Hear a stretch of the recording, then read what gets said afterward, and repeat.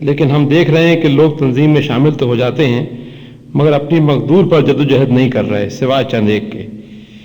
اس کے لیے آپ کوئی ایکشن کیوں نہیں لیتے؟ اس کے لیے ایسے ڈھیلے داغے لوگوں کی جماعت سے انقلاب تو نہیں آ سکتا. یہ بات اپنی جگہ پر 100% درست ہے، اور یہ تو نوید احمد صاحب نے بھی اس کو بیان کیا ہے شد و مت کے ساتھ، اور واقعتاً ہمارے لیے قابل غور مسئلہ ہے.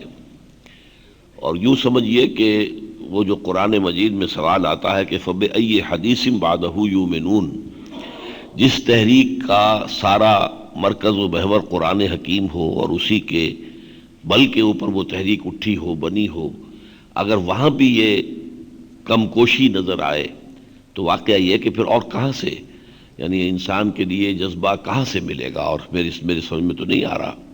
تو اس حوالے سے یہ کہ اس پر غور تو کیا جائے گا، لیکن اس میں جو اس وقت تقریر کا موضوع تھا وہ یہ تھا کہ ایک ہے تقاضا کسی شے کا پورا کرنا، کہ وہ تقاضا پورا ہو جائے، ادا ہو گئی وہ شے، فرض ادا ہو گیا. ایک ہے کہ وہ کس کیفیت میں ادا ہوا. اب کیفیت، نماز آپ نے پڑھی، آپ کی نماز ادا ہو گئی، آپ نے نماز پڑھی، وضو صحیح کیا ہے، وقت کے اوپر آپ نے نماز ادا کی ہے، سارے آپ کے ارکان کا جو بھی معاملہ ہے، تعدیل ارکان بھی ہوئی ہے، تو نماز تو ادا ہو گئی. لیکن اس نماز میں خشوع و خضوع کتنا تھا، کتنا استحضار ہوا اللہ تعالیٰ کا اس وقت، اپنے اس حیثیت کا احساس کہ میں اللہ کے سامنے کھڑا ہوں یا کھڑی ہوں، یہ بالکل دوسری شے ہے. تو اسی طریقے سے نجات کے لوازم میں سے یہ بیان ہوگا کہ اگر کوئی بندہ مومن یا کوئی مومنہ خاتون وہ اگر ایک ایسے نظام کے تحت زندگی گزار رہا ہے یا گزار رہی ہے کہ جس میں اللہ کا دین جو ہے وہ غالب نہیں ہے، تو وہاں اس کی انفرادی نجات کا لازمی تقاضا یہ ہے کہ وہ اس کے خلاف جد و جہد کرے. طاغوت کے خلاف کفر، وَمَن يَكْفُرْ بِالطَّاغُوتِ وَيُؤْمِن بِاللَّهِ فَقَدِ اسْتَمْسَكَ بِالْعُرْوَةِ الْوُثْقَىٰ. اس جد و جہد کو فرض عین سمجھے، جیسے وہ نماز کو فرض عین سمجھ رہا ہے. پھر اس کے لیے شرط سمجھے کہ کسی جماعت میں ہونا لازم ہے. اگر یہی نہیں ہے تو پھر تو گویا کہ وہ فرض ادا ہی نہیں ہو رہا، کسی درجے میں بھی نہیں ہو رہا. لیکن اگر کسی شخص نے، کسی مرد نے، عورت نے اس طرح کی کسی تنظیم میں شمولیت اختیار کر لی ہے تو گویا کہ ادائیگی کے حوالے سے ایک تقاضا اس کا پورا ہو گیا. لیکن اس میں جتنا میٹھا ڈالیں گے، جتنی چینی ڈالیں گے اتنا ہی، جتنا گڑ ڈالیں گے اتنا میٹھا ہوگا. اس میں جتنی ہماری ان پٹ ہوگی، جتنی محنت ہوگی، جتنی ہم صلاحیت اپنی صرف کریں گے، جتنا اپنا پیٹ جو ہے وہ کاٹیں گے، اپنے جو سٹینڈرڈ آف لیونگ ہے اسے کم کریں گے، اسی سے تفریغ اوقات ہوگی، اسی سے تفریغ مال ہوگا. اب یہ ہوگا ہر شخص کا انڈیویجول معاملہ. اس میں صحابہ کرام میں بھی سب ایک درجے میں نہیں تھے، مختلف لوگوں کی جو ہے کیفیات تھیں، مختلف جو ہے اب مزاج بھی مختلف تھے، اور یہ جو اپنی ایک جد و جہد اور اس کے اندر جو آدمی کی دھن سوار ہو جانا وہ سب کی برابر نہیں تھی. تو اس اعتبار سے تو دنیا میں ہمیشہ یہ رہے گا انسانوں کے اندر کہ یہ فرق و تفاوت تو پایا جائے گا. لیکن ہمارے ہاں بحیثیت مجموعی یہ شے پائی جا رہی ہے، اور اس چیز کا اب کچھ غلبے کیسا احساس ہونے لگا ہے. اور اس میں ظاہر میں سمجھتا ہوں کہ اس کے حوالے سے ایک تو یہ کہ اس کی نشاندہی مبارک ہے، اس کے بارے میں سوچ یہ بھی مبارک ہے. اس کے ضمن میں اگر کوئی اس کا سبب نظر آئے، وہ اگر مجھے بتایا جائے انفرادی خط لکھ کر، تو بھی میں اس پر غور کروں گا. کوئی خصوصی تجویز اس کے ضمن میں ہو تو وہ بھی اگر مجھ تک پہنچے گی تو میں اس پر غور کروں گا. لیکن اس کے علاوہ میں اور کیا کر سکتا ہوں؟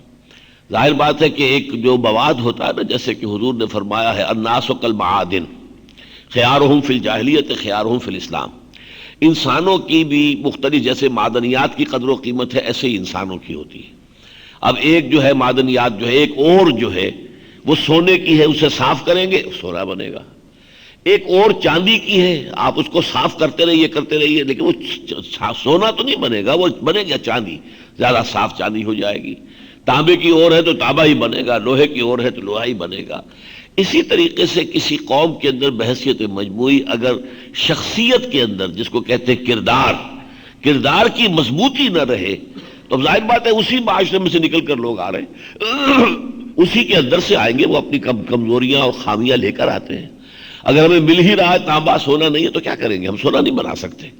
البتہ یہ ہے کہ کم سے کم اپنے درجے میں معذرتاً الی ربکم، ہم ان پر ان کا فرض واضح کر رہے ہیں. وہ بھی اگر کسی درجے میں اس فرض کی ادائیگی کی حد تک بھی آ گئے ہیں تو شاید اللہ تعالیٰ کے ہاں ان کا عذر قبول ہو جائے کہ ہماری جو کوتاہی تھی اللہ بخش دے، ہم نے کم سے کم اس کے بنیادی تقاضوں کو پورا کیا ہے. بہرحال یہ اپنی جگہ پر ہے معاملہ. جیسے کہ میں پہلے ایک مثال دیتا رہا ہوں, it's no use whipping the dead horse. کوئی گھوڑا اگر مر چکا ہے تو آپ اس کو چابک لگائیں گے تو کیا وہ چل پڑے گا؟ وہ نہیں چلے گا, مر گیا ہے. اگر کوئی قوم مر چکی ہوتی ہے, جیسے کہ حضرت نوح کی قوم مر چکی تھی, اب اس پر تو عذاب آنا ہی آنا تھا, چاہے وہ 950 برس کی بجائے 1950 برس اور دعوت دیتے رہتے. تو وہ تو جیسا کہ ان کی آخری دعا ہے کہ اگر اے اللہ تو نے ان کو چھوڑ دیا, لا یجدوا الا فاجرا کفارا, تو ان کی تو اگلی نسل میں بھی فاجر و فاسق پیدا ہو گئے. ان کا تو جس کو ہم کہتے ہیں پنجابی کولوکیل لینگویج میں, ان کا تو بیج مارا گیا. اب ان کی اگلی نسلوں میں سے بھی کسی خیر کی کوئی توقع نہیں ہے. اب کیا کریں گے؟ کیا نوح کر لیں گے, یا کیا کوئی اور اگر 100 نوح پیدا ہو جاتے ہیں وہاں تو وہ کر لیں؟ کچھ نہیں کر سکتے, اس لیے کہ قوم مر چکی تھی اور وہ مرنے کی مستحق ہو چکی تھی. ہم نہیں کہہ سکتے کہ اس طرح کا معاملہ ہمارے ساتھ بھی ہو رہا ہو, واللہ عالم. لیکن یہ ہے کہ اگر اس طرح کی چیزوں سے وقتی طور پر متاثر ہو کر ہم اس میں اپنے طریقہ کار میں کوئی ترمیم کریں گے تو وہ درست نہیں ہے. کہ ہم دیکھیں فلاں جماعت دیکھیے کتنی تیزی کے ساتھ آگے نکل گئی, انہوں نے یہ کیا, ایک نعرہ دے دیا کافر کافر شیعہ کافر, اور ایک آگ لگ گئی, لوگ کھڑے ہو گئے. کتنے بڑے پیمانے پر اب آپ لشکر طیبہ لے لیجیے, جہاد جہاد جہاد, غزوہ ہند غزوہ ہند غزوہ ہند, وہ کر کے آخر اسی معاشرے میں سے لوگ نکلے جو وہاں پر جا کر قربانیاں دے رہے ہیں. لیکن یہ طریقہ کار ہم اختیار نہیں کر سکتے. ہمیں طریقہ کار وہی اختیار کرنا ہے جو منہج انقلاب نبوی سے ہمارے سامنے آیا ہے. اس میں جیسا کہ پہلے بھی بات واضح ہو چکی, جہاں ہم سمجھتے ہیں کہ لازم ہے کہ ایک ترمیم کی جائے وہ ہم نے معین کی ہے, اور وہ ترمیم طے کر دی ہے کہ وہ یہ ہوگی, بجائے دو طرفہ جنگ کے یک طرفہ جنگ ہوگی. لیکن یہ کہ اس کے علاوہ اگر کوئی اور شخص ہمیں اگر اس کو پڑھ کر, اس کا مطالعہ کر کے, اس پر غور کر کے اگر ہمیں بتایا کہ نہیں تم یہاں بھی غلطی کر رہے ہو, یہ طریقہ کار یوں ہو سکتا ہے, تو ہم سوچنے کو تیار ہوں گے. کم سے کم میں تو اپنی زندگی کے آخری سانس تک ایسے تمام مسائل کے بارے میں نظر ثانی کرنے کے لیے تیار ہوں.